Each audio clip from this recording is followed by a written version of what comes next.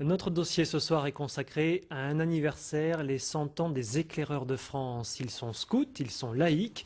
Ce week-end, lors d'un grand rassemblement national à Nantes, quelques 400 Aquitains rejoindront leurs camarades venus de toute la France pour souffler les bougies.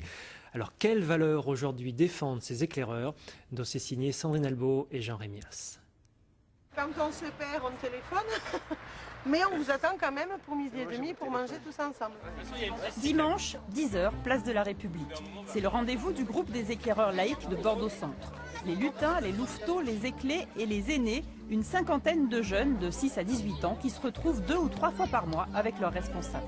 Il y a du boulot qui se fait au niveau des animateurs sur le partage, la solidarité, la fraternité.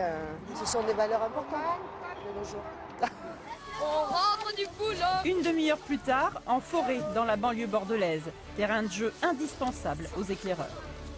Qu'est-ce qui est pas mort? On construit tout par nous-mêmes, les tables. Après on mange le midi sur le feu de bois aussi.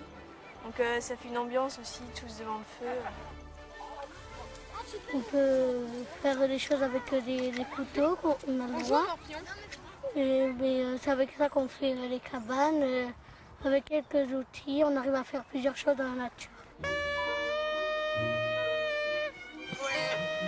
C'est par le jeu qu'on donne justement les valeurs du scoutisme qui ont été créées il y a plus de 100 ans et qui sont justement la solidarité, l'éco-citoyenneté, laïcité, démocratie et coéducation. Chaque été, le groupe organise un camp, 18 jours sous tente. Comme les sorties nature du dimanche, le but est éducatif.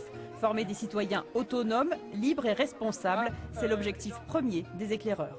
Plus tard, on veut qu'ils soient capables de réfléchir, pas d'être des moutons, pas de suivre, d'avoir des idées, au lieu d'attendre que ça vienne, qu'ils soient acteurs et qu'ils ne soient pas consommateurs. On a une nouvelle parmi nous. Pour Angèle, 6 ans, ce dimanche est un peu particulier. Après 3 sorties d'essai, elle a décidé qu'elle voulait rester aux éclés. Si tu veux continuer l'aventure avec nous, ben viens, je vais te remettre ton foulard. Les responsables du groupe sont d'anciens éclaireurs pour la plupart, mais pas forcément. Dans tous les cas, tous sont titulaires du BAFA et bénévoles. C'est une identité, c'est un peu une colonne vertébrale, j'en ai besoin. Tout seul, je me dirais oui, j'aimerais bien aller dans les bois, mais je crois que j'irai pas. Donc là, j'ai un bon moteur pour me lever le dimanche. Donc voilà, faire des choses utiles.